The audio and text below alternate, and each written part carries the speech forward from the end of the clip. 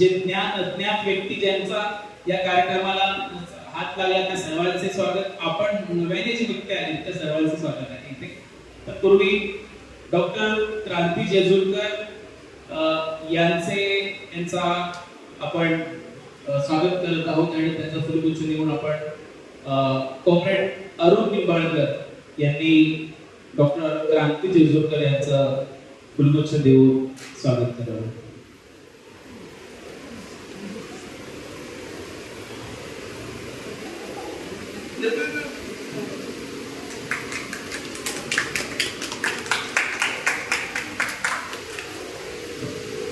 त्यानंतर मी आमच्या शिक्षिका असलेल्या आमच्या सविता मॅडम यांना विनंती करतो की त्यांनी पॅन्थर सुरेश केदारे यांचं फुलगुच्छ देऊन स्वागत करावं.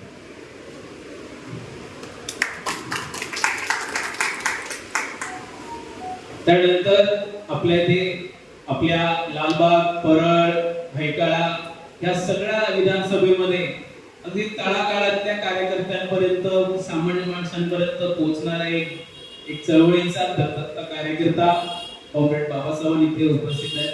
तर त्यांचं स्वागत करण्यासाठी मी नंदकुमार मळेकर यांना सांगतो की आपण स्वागत करावं.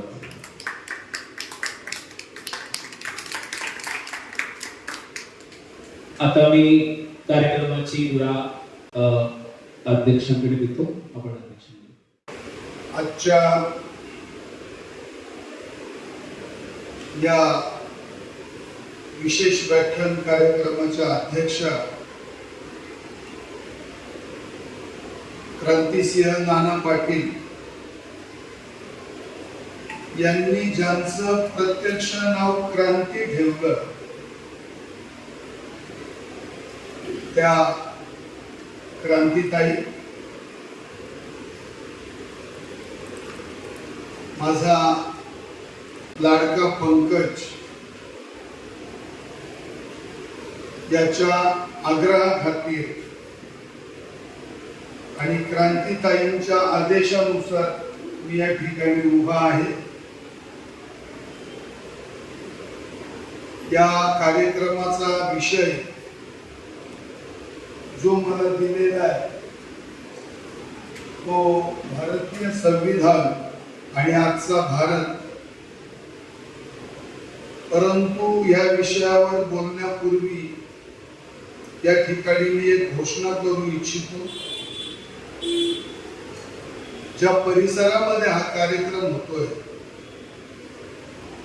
हा एकेकाळचा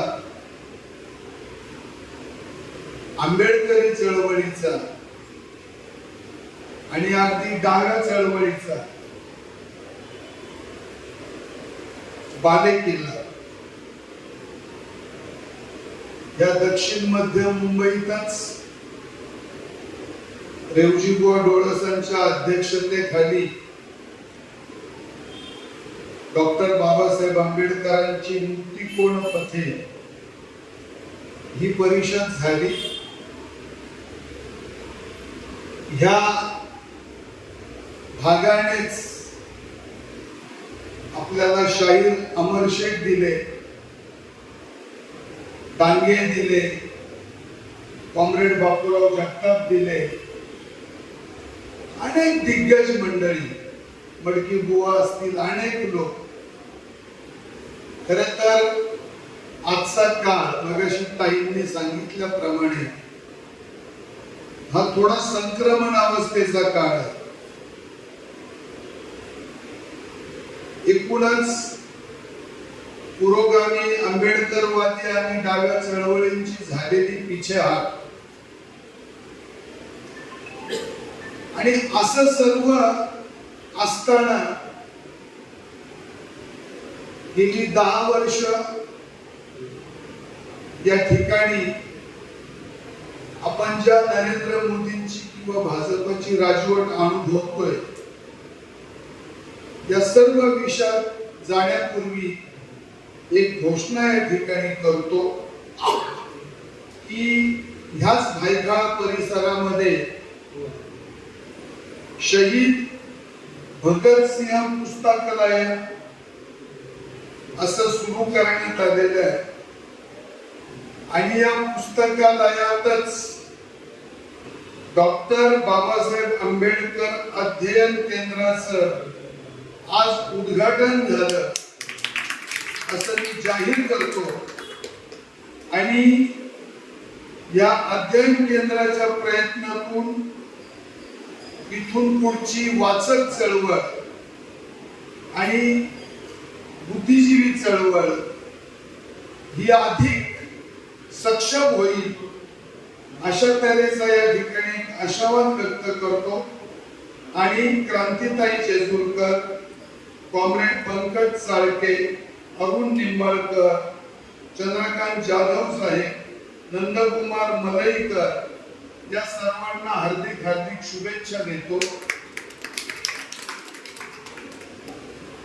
आजच्या या प्रसंगी माझी बरीच मित्रमंडळी या ठिकाणी उपस्थित आहेत. आमचे बनसोडे साहेब आलेले आहेत, चंद्रकांतजी जाधव आहेत, सुभाष शिंदे आणि आपण सर्वच मान्यवर बंधूंनो आणि घेतले. मगाशी पंकज म्हटला की किती गर्दी आहे ते महत्वाचं नाही आणि आजच्या काळामध्ये गर्दीची अपेक्षाही करू नये. राम गोतोंडेची एक कविता आहे की अंगावर चिंध्या पांघरून रस्त्यावर जेव्हा सोनं विकायला बसलो तर तिकडे कुणी फिरकेच नाही. अंगावर चिंध्या पांघरून रस्त्यावर जेव्हा सोनं विकायला बसलो तर तिकडे कुणी फिरकेच नाही. पण अंगावर सोनं पांघरून रस्त्यावर जेव्हा चिंध्या विकायला बसलो तर गर्दी आवरता आवरेना. काही जरी झालं आपण काही नाउमेद होणारे कार्यकर्ते नाही आणि संक्रमण अवस्थेचा काळ जर नसेल तर मग आपल्याला बोलण्याची गरजच काय. आपण आज हे जे काही व्यक्त होतो त्या व्यक्त होण्याच्या पाठीमागचं महत्वाचं कारण असं आहे की आज ही संक्रमण अवस्था आहे. म्हणजे ज्यांना कालपर्यंत कुठेही थारा नव्हता त्याच केंद्रात आणि राज्यात प्रतिष्ठित झालेले आणि ज्यांनी चळवळी निर्माण केल्या, ज्यांनी मानव मुक्तीचे लढे उभे केले, ज्यांनी शोषित दलित पीडितांच्या चळवळी उभ्या केल्या, आज ते संक्रमण अवस्थेत सापडले. आणि म्हणून खरं तर आजच्या विषयानु मी फार काही त्याला इंटेलेक्च्युअल म्हणतात, फार संदर्भ देऊन बोलणं म्हणतात, असं काही बोलण्याची मला आवश्यकता वाटत नाही. याचं कारण असं आहे की समोर बसलेला वर्ग हा एवढा सुशिक्षित, व्यासंगी आणि अभ्यासू आहे की नव्याने काय सांगतो. परंतु एक गोष्ट आपण मानली पाहिजे, ज्याचा उल्लेख आता क्रांतीताईंनी केला, एकाएकी संविधान बचाव, संविधान धोक्यात, संविधान वाचलं पाहिजे हा जो फोर्स निर्माण झाला, ही जी जागरूकता निर्माण झाली, देर से आए दुरुस्त आहे, पण उशिराने का होईना या घटनेचं मात्र स्वागत करायला पाहिजे. आणि हे स्वागत करत असताना आपल्याला एक गोष्ट लक्षात घेतली पाहिजे की भारतीय संविधान वाचलं पाहिजे, भारतीय संविधान टिकलं पाहिजे नव्हे तर या देशामध्ये इथून पुढचा राज्यकारभार हा भारतीय संविधानानुसारच चालला पाहिजे. हा आमचा आग्रहच नाही, हा आमचा अट्टहास आहे. हा आमचा श्वास आहे. आणि याचं कारण असं की भारतीय संविधान का वाचलं पाहिजे असा प्रश्न जर मला कोणी विचारला तर मित्रहो, भारतीय संविधान वाचण्याचा संबंध हा फक्त संसदीय लोकशाहीशी नाही, ज्याला आपण पार्लमेंटरी पॉलिटिक्स म्हणतो, ज्याचा स्वीकार आपण भारतीय संविधान स्वीकारल्यानंतर केलेला आहे. इतर देशांसारखी आपण अध्यक्ष लोकशाही स्वीकारली नाही, आपण स्वीकारली संसदीय लोकशाही. आणि ती संसदीय लोकशाही जर टिकली तरच या देशामध्ये इथून पुढे अत्यंत महत्वाची असलेली संमिश्र संस्कृती आणि संमिश्र अर्थनीती टिकणार आहे. हे तुम्ही लक्षात घ्या. आता तुम्ही म्हणाल ही काय भानगड आहे संमिश्र संस्कृती? मित्रांनो, या देशाला हजारो वर्षाची परंपरा आहे. गजानन मुक्तिबोधांनी त्यांच्या भारत इतिहास आणि संस्कृती या ग्रंथामध्ये 10,000 वर्षापूर्वीचा भारत कसा होता याचं चित्रण केलेलं आहे. इथल्या वनस्पती, इथले डोंगराळ प्रदेश, इथली झाडं, इथून ती जी परंपरा सुरू झालेली आहे.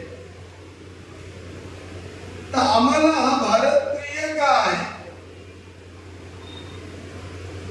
शाळेच्या पाठ्यपुस्तकामध्ये आम्ही भारत माझा देश आहे, सारे भारतीय माझे बांधव आहेत, माझ्या देशाच्या परंपरांवर आमचं प्रेम आहे, हे शिकत शिकत आम्ही मोठे झालो.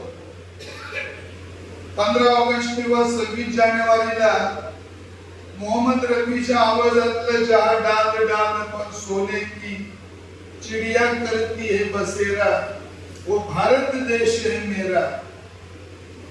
काय आहे भारताचं वैशिष्ट्य? या भारताचं वैशिष्ट्य आहे या देशातली संमिश्र संस्कृती, ज्याला आपण मिक्स कल्चर म्हणतो. ते मिक्स कल्चर ही या देशाची संस्कृती आहे. आणि संसदीय राजकारण 1950 ला प्रजासत्ताक सुरू झाल्यानंतर आपण स्वीकारली की संमिश्र अर्थनीती. संमिश्र अर्थनीती आणि संमिश्र संस्कृती टिकणं हे संसदीय लोकशाही टिकण्याच्या दृष्टीने फार महत्वाचं आहे. आणि या तिन्ही गोष्टी टिकण्यासाठी भारतीय संविधान टिकणं महत्वाचं आहे. तर निवडणुका येतात आणि जातात.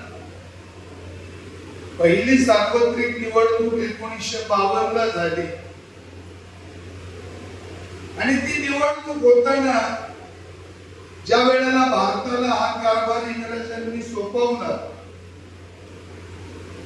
त्यावेळेला मजूर पक्षाचं सरकार इंग्लंड मध्ये आलं होतं आणि ऍटली हे त्याचे अध्यक्ष झाले होते मजूर पक्षाचे.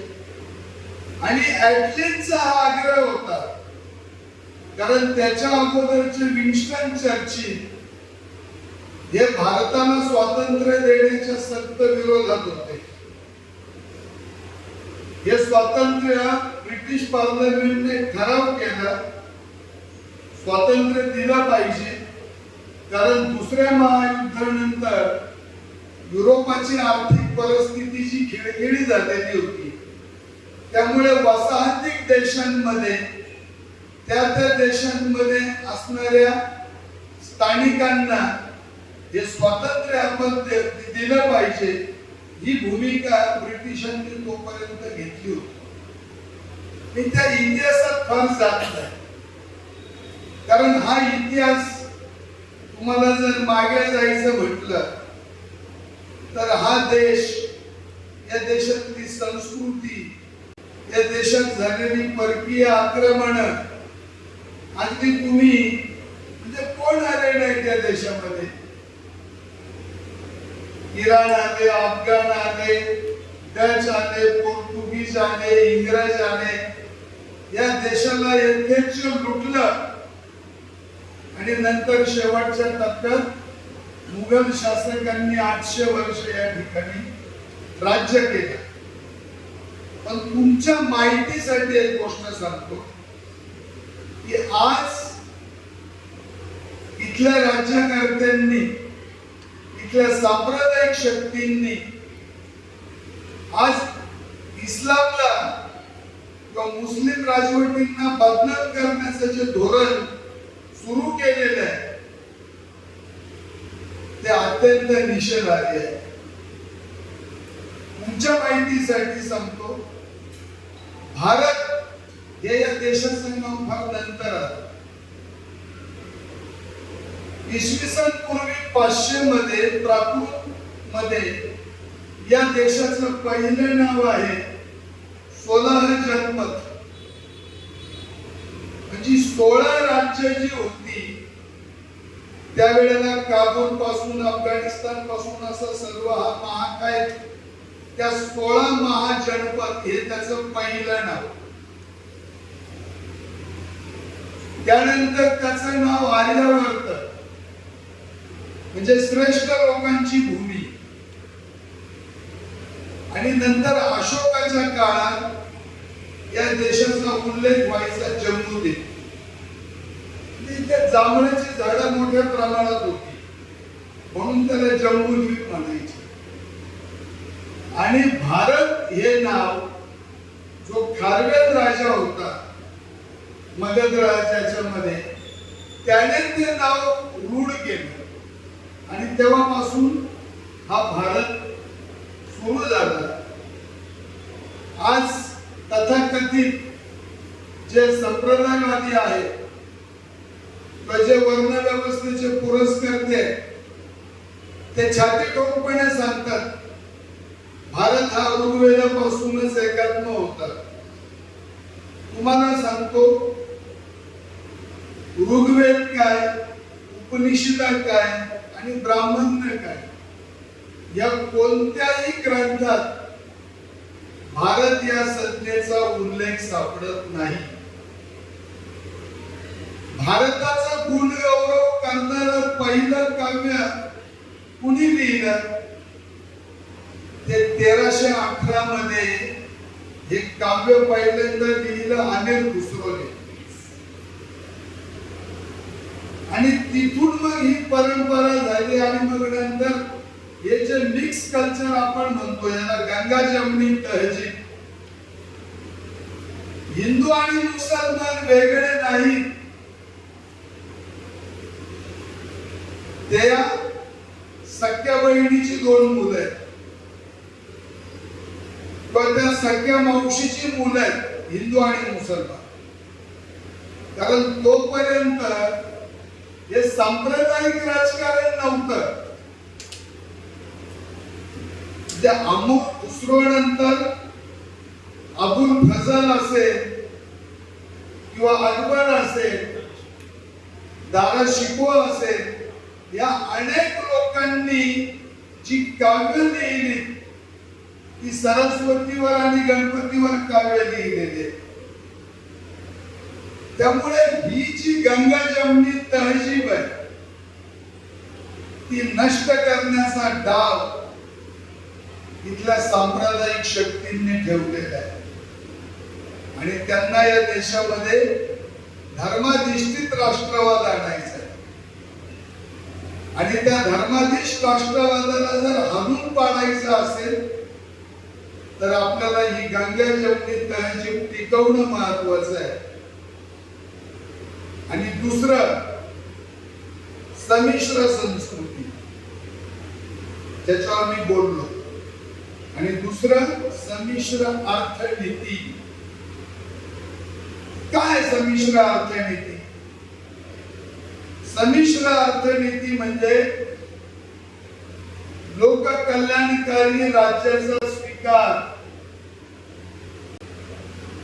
लोककल्याणकारी राज्याचा स्वीकार हा संसदीय राजकारणातच होतो.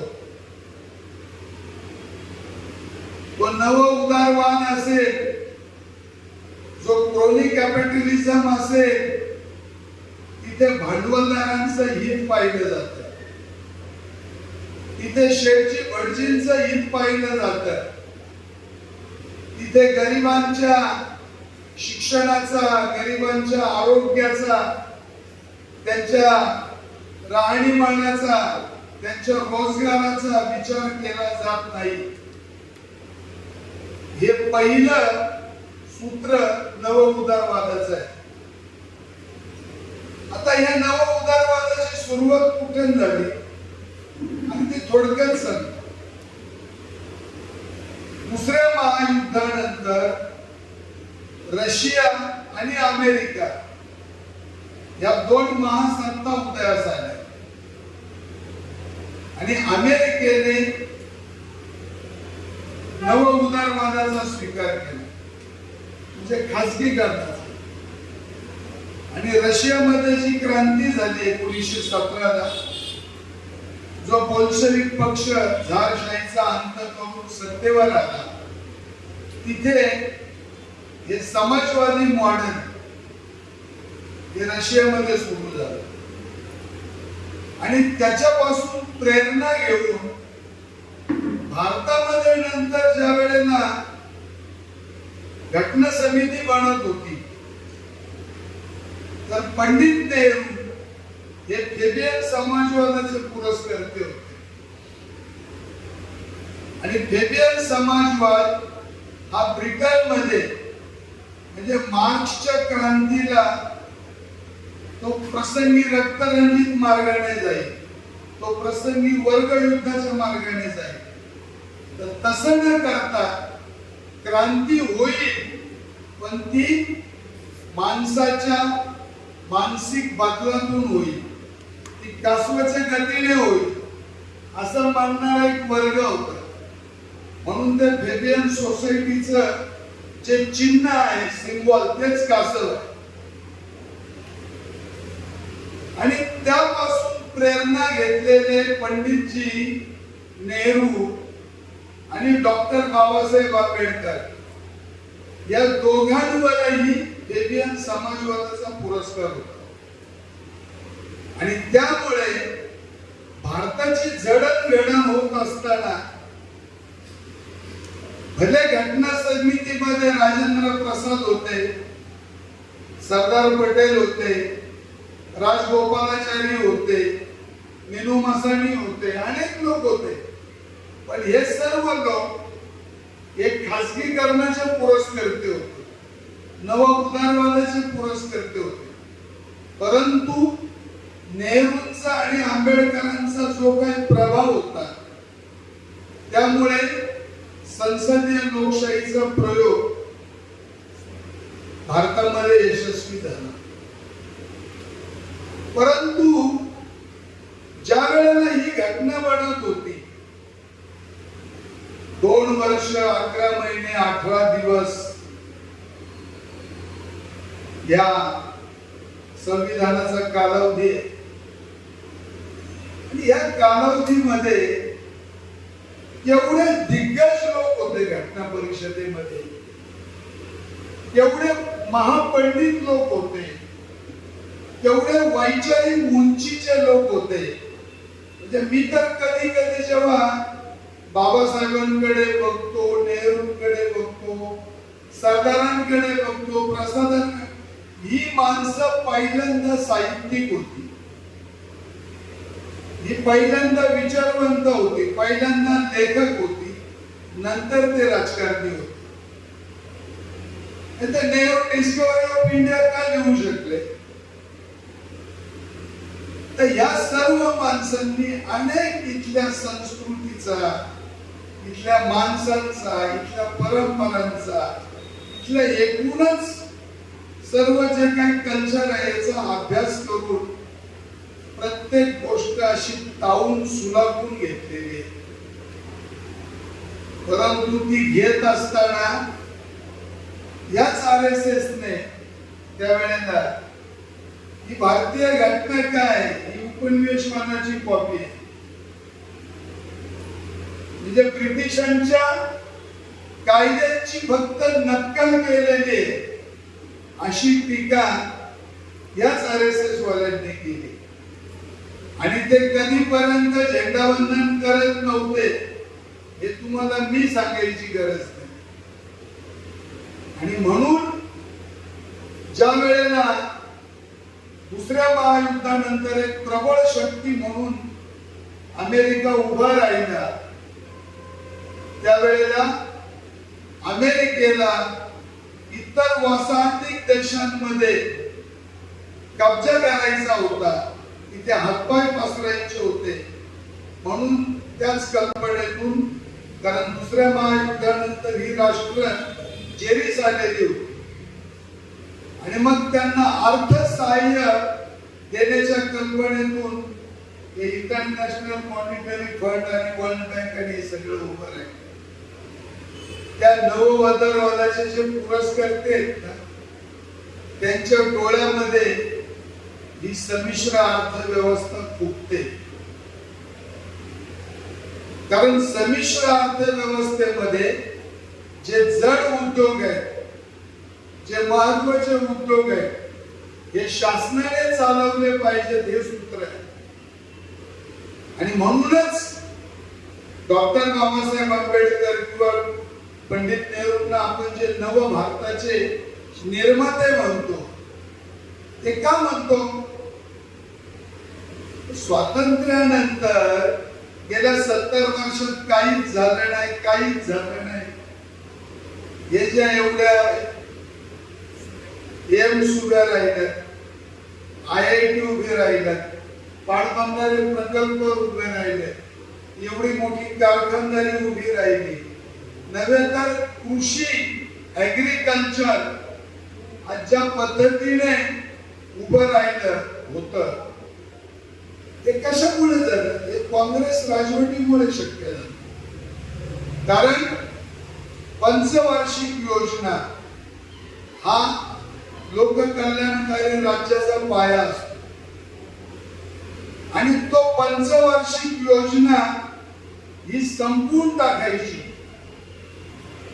हा डाव, हा घटना परिषदेमध्ये घटना बनत असतानाच अनेक उदारमत जे ज्याला आपण नवउदारवादी म्हणतो त्यांचा होता, ते डेडली विरोधात होते पंचवार्षिक योजना, नियोजन आयोग वगैरे याचे.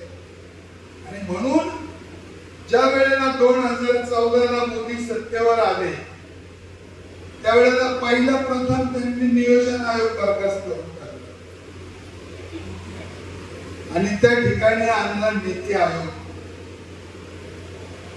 आणि 2016ला भाषण करताना बजेटवर अरुण जेटली म्हणाले होते, ताई कि फूल कुछ खिले है बगीचे में, लेकिन अभी कुछ फूल बाकी है, क्योंकि बगीचे में काटे कुछ बाकी है. असं ते एक त्यांनी अशा अर्थाचा एक शेर म्हटलं होतं.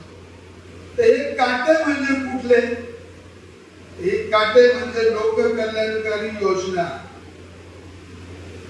लोककल्याणकारी योजनांसाठी जो आर्थिक तरतूद केली जाते, जे बजेट प्रोव्हिजन केलं जातं, नवउदारवाद या सगळ्या योजनांच्या विरोधात आहे. म्हणून ते त्याची संभावना रेवड्या म्हणून करतात. म्हणून मी मगाशी तुम्हाला म्हटलं की भारतीय संसदीय राजकारण टिकलं, संसदीय लोकशाही परंपरा टिकली, तरच तुमची संमिश्र अर्थनीती आणि संमिश्र संस्कृती टिकणं हे शक्य होईल. आणि ते शक्य व्हायचं असेल तर आपण सर्व सजग झालेले आहोत.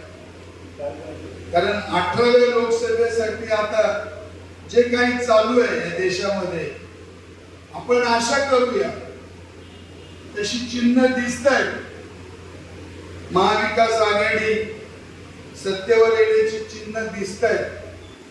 परंतु हा सर्व विचार करत असताना मी या ठिकाणी फारसा इतिहासात जाणार नाही, परंतु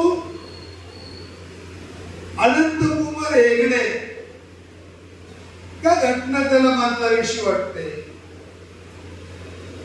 आर्थिक परिषदेचे सलाहकार तो रॉय पेपर, त्यांना का ते गरज का पडते? म्हणजे भारतीय संविधानाने असं तुमचं काय घोडं मारलंय? हे घोडं असं मारलेलं आहे, त्याचे पिरॅम्बल आहे भारतीय संविधानाचं, जी उद्देशिका आपण म्हणतो, त्या उद्देशिकेमध्ये धर्मनिरपेक्षता, समाजवाद पाचन मारले ते,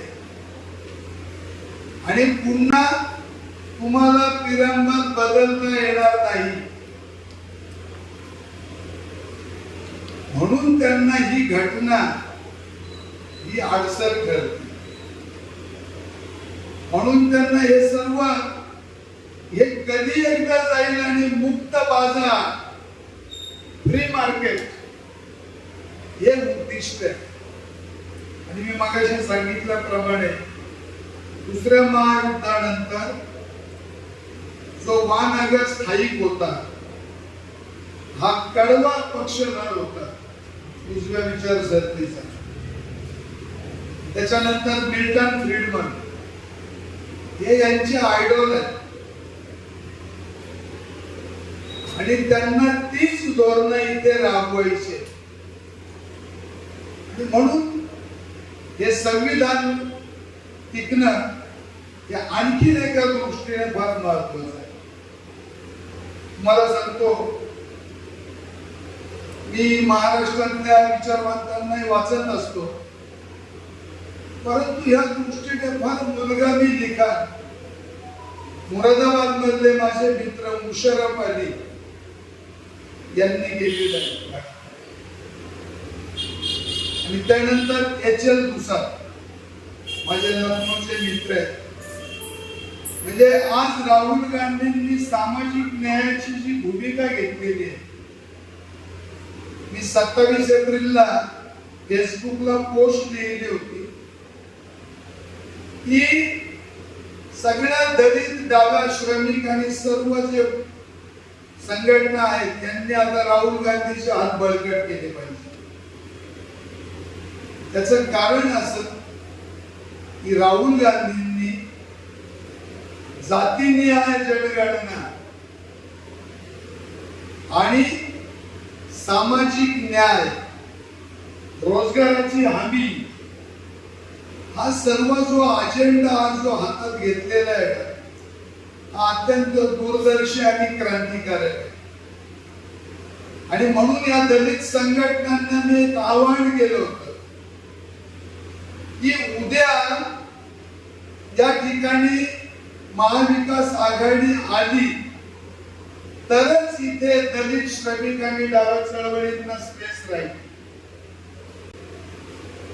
उद्या पुन्हा इथे समजा उजवे प्रतिगामी आले, राईट रिॲक्शनरी आले, तुमच्या चळवळींना स्पेस नाही. आज तुमची जी पिछाण झालेली आहे ना, त्याच्या कोसो मील तुम्ही दूर जाल. आणि म्हणून हे भारतीय संविधान टिकणं ही नुसती काळाची गरज नाही, ही आज काळाची गरज आहे, पण आपल्या पुढच्या पिढ्या, इथून पुढच्या त्यांच्या भवितव्याशी निगडीत असलेला प्रश्न आहे. म्हणून संविधान बदल, तर संविधानामध्ये आतापर्यंत संशोधन झालेली आहेत ना, घटना दुरुस्त्या झालेल्या आहेत. 42वी घटना दुरुस्ती झाली, अनेक घटना दुरुस्त्या झालेल्या आहेत, वेगवेगळे निवाडे गाजत आहेत. परंतु संपूर्ण आम्हाला संविधानच बदलायचंय, मला अध्यक्ष लोकशाही आणायची, तुम्हाला इथली लोककल्याणकारी राज्याची संकल्पनाच उकरून टाकायची आहे का? हे सर्व प्रश्न उभे राहतात ना. आणि म्हणून मी मगाशीच सांगितलं, मी इतिहासाचे भर दाखले देणार नाही. आपण सर्व सुज्ञात ही 1757 ची प्लासीची लढाई झाली आणि रॉबर्ट क्लाइव्हच्या नेतृत्वाखाली त्याने सिराजुद्दौलाचा जो पराभव केला मीर जाफरला हाताशी धरून, त्यानंतर मग 1857 चा उठाव झाला.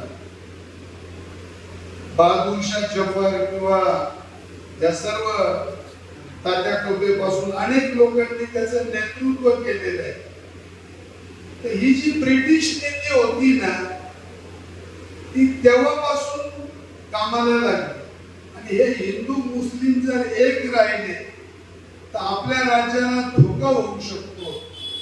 या भीतीपोटी 1905 ला बंगालची फाळणी केली आणि प्रशासकीय कारणासाठी आम्ही बंगालची फाळणी करतोय अशी कारणं दिली आणि त्यांनी उत्तरकडचा भाग आणि पूर्वेकडचा भाग असा तो डिवाइड करून हिंदू मुस्लिम एकता तोडून टाकली. नंतरचा पार्लमेंट सुधारणा घ्या 1909 च्या, जो जातीय निवाड्याचा जो त्यांनी मुस्लिमांसाठी भूमिका घेतली, त्यातूनच 1912 ला मुस्लिम लीगचा जन्म झाला. असे त्या अनेक घटना आहेत. मी त्या घटनांमध्ये जात नाही. मी या प्रसंगी एवढंच म्हणेन की आज आपल्याला हा देश जर वाचवायचा असेल तर आपल्याला सजग व्हायला पाहिजे.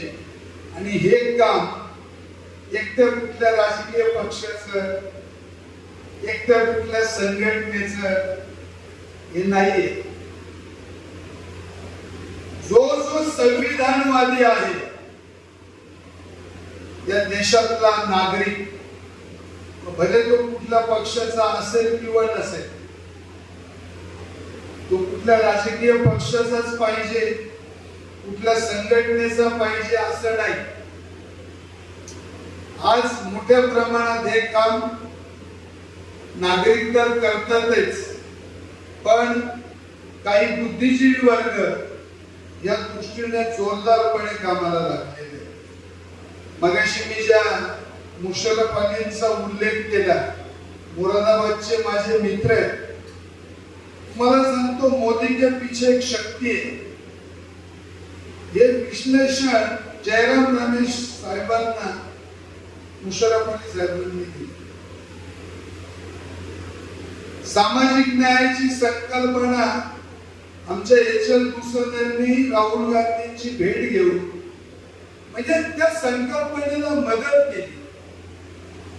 सामाजिक न्याय त्यांनी स्वतः लिहिलेला पुस्तकांचा संच हा राहुलजींना दिला आणि तिथून राहुलजींनी त्या मागणीवर एक जोरदारपणे त्यांनी पाठपुरावा केलेला आहे त्या गोष्टी. त्यामुळे आज कोण डावं, कोण हे, कोण लेफ्टिस्ट, कोण आंबेडकर आहे, कोण काय, हे मुद्दे नाही. कारण ह्या मुद्द्यांवर आम्ही अकलेचे तारे तोडले मी असं म्हणणार नाही. पण जात की वर्ग, आंबेडकरवाद की मार्क्सवाद आयुष्यातली 40 वर्ष घातली याच्यामध्ये. इथे किंमत मोजलेली आहे. बाबुराव बागुलांनी, नामदेव ढसाळांनी, रावसाहेब कसबेंनी, अर्जुन डांगळ्यांनी हे सांगत किती किंमत मोठी. आणि इकडून गोविंद पानसरेंपासून किती लोक आहेत. हा समन्वय व्हायला पाहिजे. कारण आता तुमचं राजकारण हे जातीय पायावर चालणार नाही. त्याला वर्गीय पाया तुम्ही जोपर्यंत देत नाही तोपर्यंत या देशामध्ये तुमचं राजकारण यशस्वी होऊ शकत नाही. कारण आज मुद्दाम जे भारतीय संविधानाची जी पंचसूत्री आहे ऐकलं का? त्याच्यामध्ये प्रामुख्याने त्यांनी जो याचा उल्लेख केलेला आहे, म्हणजे आता 10 वर्षाचं मोदींचं जे राजकारण आहे किंवा जे हे 3 त्रिसूत्रीवर आधारित आहे, हे लक्षात घ्या. त्याचं पहिलं सूत्र आहे डिझास्टर कॅपिटलिझम, त्याचं दुसरं सूत्र आहे शॉक गॅरंटी आणि तिसरं सूत्र आहे इकॉनॉमिक हिटमॅन. आता याचं मी फार विश्लेषण आता या ठिकाणी करत नाही, आपण सर्व जाणकार आहात, त्या दृष्टीने तुम्ही त्याचा अभ्यास करा. पण भारतीय संविधानाचा जो मूळ पाया आहे, ज्या पंचसूत्रीवर आधारित, एक धर्मनिरपेक्षता आहे, समाजवाद आहे, संप्रभुत्व म्हणजे स्वतःवरच अवलंबून असून प्रगती करणं. काय झालं या मूल्यांचं? आम्ही ते कुठल्या खुंटीला अडकवून ठेवलेले. आणि म्हणून या देशात जर खरा समाजवाद यशस्वी करायचा असेल, खरी लोककल्याणकारी राजवट आणायची असेल, खरा संसदीय लोकशाहीचा प्रयोग इथे व्हायचा असेल, इथे खऱ्या अर्थाने संमिश्र अर्थव्यवस्था, ज्या अर्थव्यवस्थेमध्ये शेतीला उद्योगाचा दर्जा असेल, ज्या अर्थव्यवस्थेमध्ये छोटे छोटे कामगार, छोटे छोटे लघु उद्योजक, छोटे छोटे भूमिहीन शेतकरी यांचं खऱ्या अर्थानं भवितव्य घडेल आणि ज्या व्यवस्थेमध्ये, ज्या संमिश्र संस्कृतीमध्ये इथला प्रत्येक नागरिक, मग तो हिंदू आहे तर तो मुसलमान आहे, की तो ख्रिश्चन आहे, की तो पारशी आहे, दॅट इज नॉट इम्पॉर्टंट. कारण भारतीय संविधानानेच त्याला हे उपासना स्वातंत्र्य दिलं, त्याला हे अभिव्यक्ती स्वातंत्र्य दिलं, त्याला हे धर्म स्वातंत्र्य दिलं. आज तुम्ही म्हणाल की मुस्लिमांनी आमच्या कायम राहायला पाहिजे, मुस्लिमांनी दुय्यम नागरिकत्व म्हणून स्वीकारलं पाहिजे. शक्य नाही. अनंत कुमार हेगडे बोलल्यानंतर किंवा देवाशिष रॉय बोलल्यानंतर एकही प्रतिक्रिया आली नाही. पण आता प्रत्यक्ष डॉक्टर बाबासाहेब आंबेडकर जरी आले खाली तरी घटना बदलू शकत नाही. हे आता तुम्हाला कसं काय सुचतं? आणि म्हणून मी आपला अधिक वेळ घेणार नाही, फक्त एवढंच सांगेन की मला खरोखर क्रांतिताईंचं कौतुक आहे. त्यांच्या मनामध्ये जे खतखत आहे ती एक म्हणतात ना, माणसाला ती एक अशी आस लागली पाहिजे, ती अस्वस्थता आहे. कारण एवढा काळ त्यांनी पाहिलेला आहे आणि चळवळीचे एवढे चढ उतार त्यांनी पाहिलेले. अनेक दिग्गज, मला पंकजने थोडीशी कल्पना दिलेली, आचार्य अत्रेंपासून कॉम्रेड डांगेंपासून प्रत्यक्ष बाबासाहेबांचं सुद्धा त्यांनी बाबासाहेबांना डोळे भरून पाहिलेले. आणि आज सर्व सुखासीन वैभव असताना सुद्धा त्यांचं मन शांत नाही, ते अस्वस्थ आहे. काय चाललंय या देशामध्ये? या देशातली धार्मिक तेढ, या देशातली जातीय तेढ, या देशामध्ये प्रत्येक धर्माचा माणूस दुसऱ्या माणसाकडे संशयाने बघतोय. आणि काय चर्चा आहेत या? म्हणजे राजकारण एवढ्या या पातळीला कधी गेलेलं नव्हतं. शमशान की कब्रस्तान, लव जिहाद, काय राजकारणाचे विषय आहेत त्या? राजकारण हे मुद्द्यांवर बोललं गेलं पाहिजे. तुम्ही काय आर्थिक तरतूद केली, तुम्ही कुठल्या योजना आणल्या, गेल्या 10 वर्षामध्ये तुम्ही रचनात्मक काम काय केलं, तुम्ही किती पाटबंधारे प्रकल्प उभे केले, तुम्ही किती कॉलेज उभारली, तुम्ही किती युनिव्हर्सिटीज उभारल्या, जागतिक बँकेच्या कर्जाखाली तुम्हाला डांबून इथे विकास प्रकल्प राबवायचे आणि स्मार्ट सिटी उभ्या करायच्या आणि मेट्रो आणि तुमचे काय त्याला म्हणतात ते उभं करायचं, बुलेट ट्रेन उभ्या करायच्या. हा काय विकासाची ही परिभाषा नाहीये. जर विकास असता तर 5 किलो धान्यासाठी का तडफड करावी लागली असती. विकास आहे ना. काय रोजगार, काय झालं रोजगाराच्या संधीचं, म्हणजे हे सगळे प्रश्न अनुत्तरित आहेत. आणि तुम्हाला शेवटचं सांगतो, हे भारतीय संविधान आणखीन एका कारणासाठी वाचलं पाहिजे, जे सर्वात महत्वाचं कारण आहे का या देशामध्ये मोठ्या संख्येने असलेला आदिवासी समाज, ज्याची संपत्ती जंगल आणि जमीन आहे, जो हजारो वर्षापासून जंगलात राहतो आणि त्याची उपजीविका त्या डोंगरांवर आहे, त्या जंगलांवर आहे, तिथल्या पाणवठ्यांवर आहे. आज तुम्ही विकासाच्या नावाखाली ते सगळं उखडून टाकायला निघालात आणि भांडवलदारांच्या घशात कोंबायला निघालात.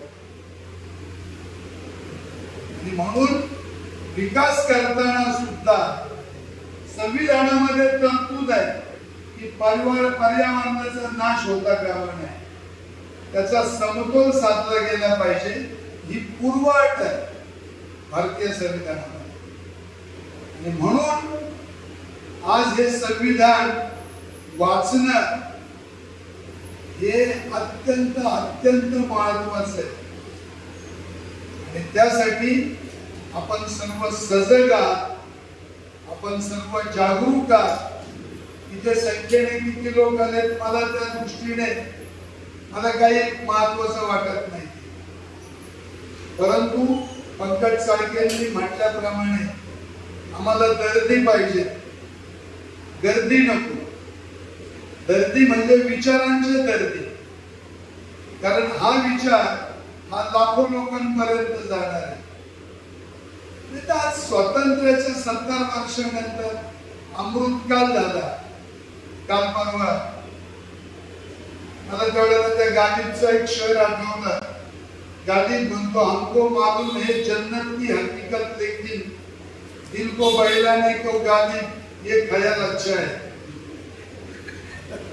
तसं मला त्या अमृतकालची आठवण, मी असं म्हटलं, हमको मालूम है अमृतकाल की हकीकत, लेकिन दिल को बहलाने को मित्रों ये ख्याल अच्छा है. म्हणजे आज तुम्ही हे सर्व इथून पुढे मी डाव्या चळवळीतल्या आंबेडकर चळवळीतल्या कार्यकर्त्यांना विनंती करेन की इथून पुढचा तुमचा भार हिंदू मुस्लिम एकतेच्या कार्यक्रमांवर असला पाहिजे. ती हिंदू मुस्लिम एकता, त्यातली गंगा जमनी तहजीब, त्यातलं मुस्लिम आणि हिंदूंचं ऐक्य, हे जोपर्यंत पुढच्या पिढ्यांकडे जात नाही तोपर्यंत सांप्रदायिक शक्तींना हिंदुत्वाच्या नावाखाली दंगली पेटवणं, ध्रुवीकरण करणं सोपं जातं. कारण आपल्या हिंदू बांधवांना माहितीच नाही ना हिंदुत्व काय आहे आणि हिंदू धर्म काय आहे, यातला फरकच कळत नाही. मी मागे एक पोस्ट लिहिली होती, गरिबी, बेरोजगारी, भूकमरी सत्य, राजकीय हिंदुत्व विकास मिथ्या. आद्य शंकराचार्यांनी म्हटलं ना, ब्रह्म सत्य जगत मिथ्या, 8व्या शतकामध्ये. त्याचं एक ते प्रसिद्ध वचन आहे, त्याला हे जग म्हणजे भ्रम वाटतं. त्यामुळे ब्रह्म सत्य आहे आणि हे डोळ्यांना दिसणारं जग आहे ना हे मिथ्या आहे. तसं मी अशी एक पोस्ट केली की गरिबी, बेरोजगारी, भूकमारी सत्य आहे. म्हणजे राजकीय हिंदुत्व, भूकमारी मिथ्या आहे. मी या कार्यक्रमाच्या निमित्ताने मनापासून ताई दोन नेत्यांचं मी या ठिकाणी अभिनंदन करेन आणि हे दोन्ही मला भर कर्तव्यावर दाखवू वाटतं. पहिले राहुल गांधी. नेहरू आणि इंदिराजींनी जी धोरणं राबवली ती धोरणं मधल्या काळात नरसेरावांनी जागतिकीकरणाच्या नावाखाली उखडली होती आणि इथल्या भांडवलदारांना, धनिक वर्गाला आणि जे साम्राज्यवादी ताकद आहेत त्यांना ती धोरणं सुलभ केली होती. आणि त्या धोरणांचा पाठीराखा असणारा काँग्रेसमध्ये एक मोठा वर्ग होता. राहुल गांधींचं अभिनंदन याच्यासाठी करायचं आहे की ती पुन्हा आर्थिक धोरणं नेहरू आणि इंदिरा गांधींच्या वाटेवर राहुल गांधींनी आणलेली आहे. फार मोठा क्रांतिकारक बदल आहे. नाहीतर खान मार्केट घ्या, हा काँग्रेस मधला काय प्रकार आहे मला वाटतं ताईंना माहित आहे आणि तुम्हालाही माहित असावं. आज राहुल गांधी खऱ्या अर्थाने समाजवादाच्या, लोककल्याणाच्या आणि संसदीय परंपरेच्या मार्गाने चाललेले. अभिनंदन. आणि दुसरं अभिनंदन उद्धव ठाकरेंचं. ते अशासाठी ते आता जमलेल्या माझ्या हिंदू बांधवांना म्हणत नाहीत. त्यांच्या भाषणाची सुरुवात जमलेल्या माझ्या देशभक्त बांधवांना. एवढा मोठा बदल आहे. आपण खुल्या दिलाने त्याचं स्वागत केलं पाहिजे.